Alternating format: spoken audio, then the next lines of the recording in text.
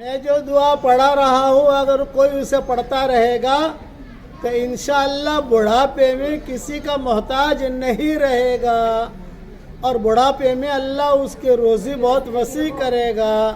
اب پڑھیے میرے ساتھ، اللہم اجعل اوسع رزقک علی عند کبر سنی وانقطاع عمری۔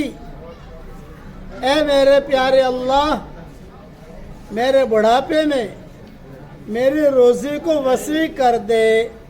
یہ مضمون مستدرک حاکم جلد اول میں موجود ہے۔ رزق کا مطلب صرف کھانا نہیں ہے، رزق کا مطلب ہر قسم کی ضرورت ہے، ہر قسم کی ضرورت کا اللہ تعالیٰ کفیل ہو جائے گا۔ اللہ تعالیٰ یہ دعا ہم سب کے لیے، پوری امت کے لیے قبول فرمائے، آمین۔